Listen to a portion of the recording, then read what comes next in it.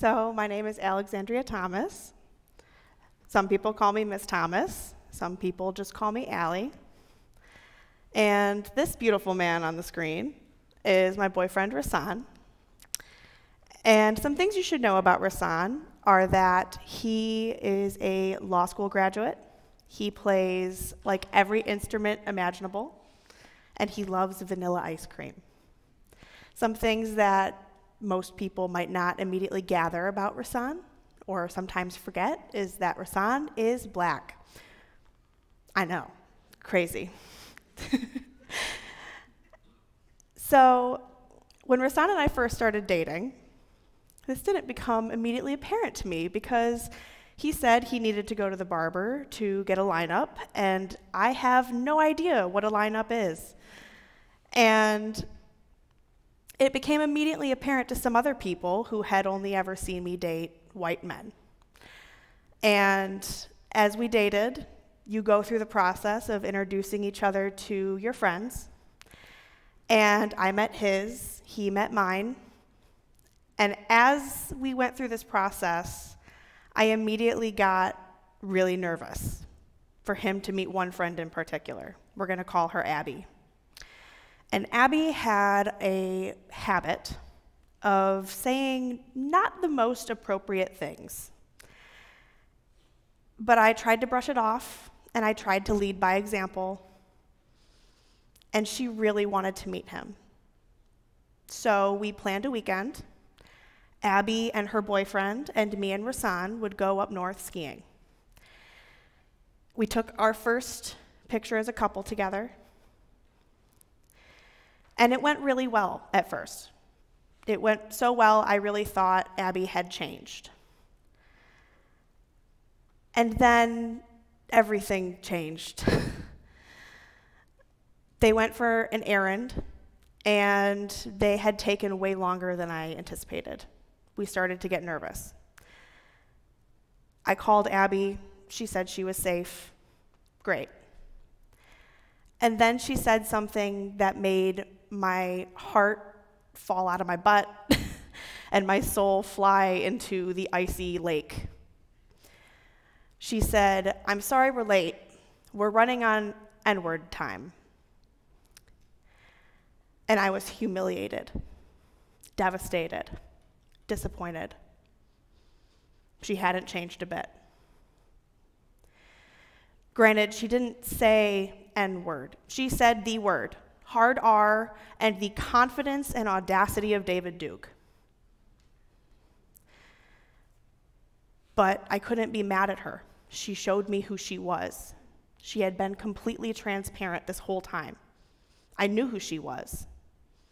I was mad at myself. I was disappointed and humiliated for myself because my parents had always raised me with the idea that you are who your friends are.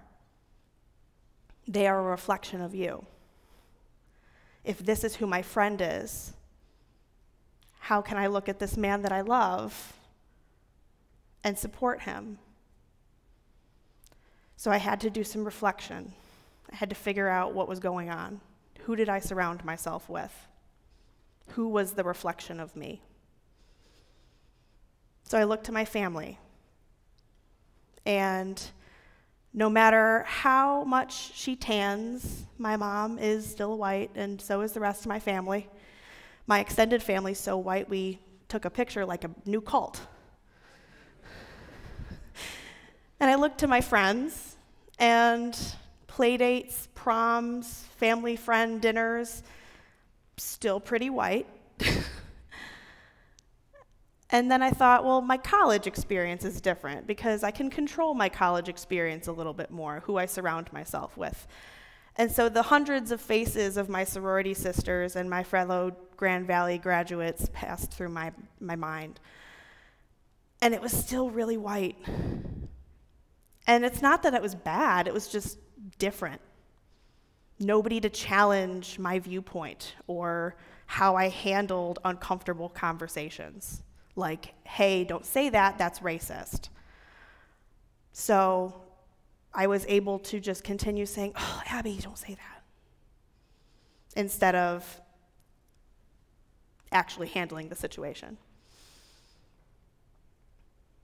So, something I also didn't mention is that shortly after I started dating Rasan, I came out as bisexual. And luckily for me, almost everyone in my life was very supportive.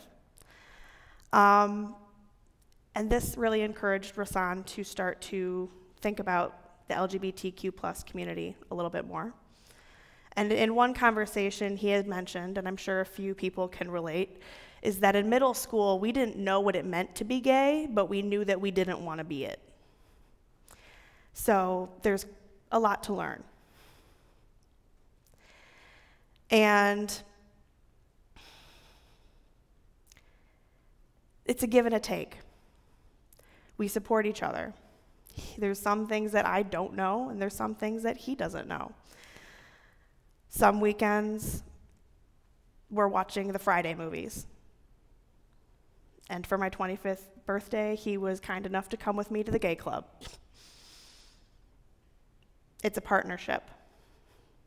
Because at the end of the day, allyship is the lifelong process of building relationships based on trust, consistency, and accountability with groups of marginalized people. It's lifelong, it's constant, you are always learning. And I am by no means the poster child for the perfect ally. I'm not gonna stand here and say that I'm perfect. I'm still figuring it out. It's lifelong. But it's part of the process. So sometimes you go to places that you are not normally in, and sometimes you do things you are not normally doing. But there's a constant conversation.